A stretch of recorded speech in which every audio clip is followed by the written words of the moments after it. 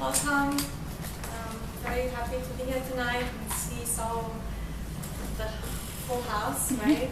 It's awesome. I'm going to start by reading a poem by my friend George Held, who had a spinal surgery recently and is recuperating and couldn't be here tonight. A lame dog. At dusk they come to my lawn, 2 yearlings and a lame dog. Her right foreleg so sore she can't stand on it. Undisturbed, they nibble buds and graze on shoots, even intolerable yucca. When I startle them, she shoos them her young to run along, and she limps after them. We have destroyed their woodlands and driven them to our yards, where they destroy our gardens. My neighbor reviles deer as vermin and worse, traffic hazards that would cause our death, leaping into our path to make our car swerve into an oak. Shoot them on sight, she says. We don't want their kind around here. The lame doe and her 2 fawns drift into the dark like ghosts.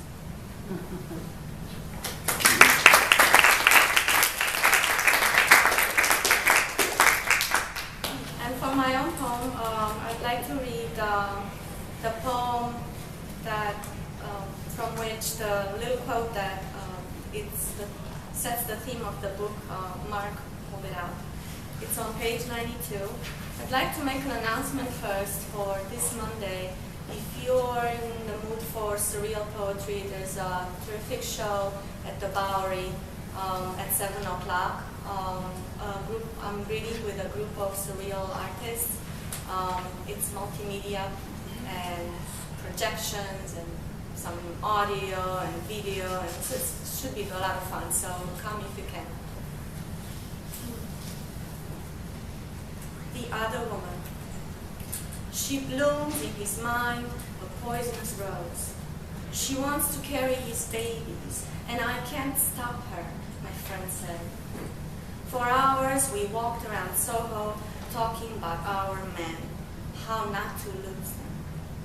Desperate times call for great lingerie. We bought thongs, black lace with velvet roses. At home, I shaved my worries and dimmed the lights, pretending to be the other woman. Night was an open, fertile rose, no thorns. In its dark center, I saw us together. Thank you.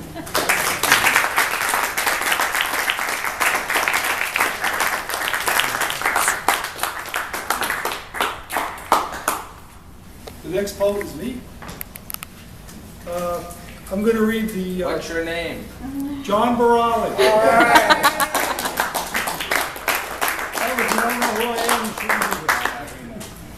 I'm going to read the first and last poem in that suite called Western Sketches. And the first poem's on page 97. It's called Highways West. It's kind of a fitting poem to read because about a year ago, to the day almost, my best friend of 40 years and I, my significant other, my wife Melina, we were crisscrossing the country and we were coming out of Illinois. And the moon had just gone down and it was a gorgeous moon. And boom, what exploded in front of us was a whole bunch of cornfields. So poems always come to me of the moment. This is called Western Sketches. Highways West.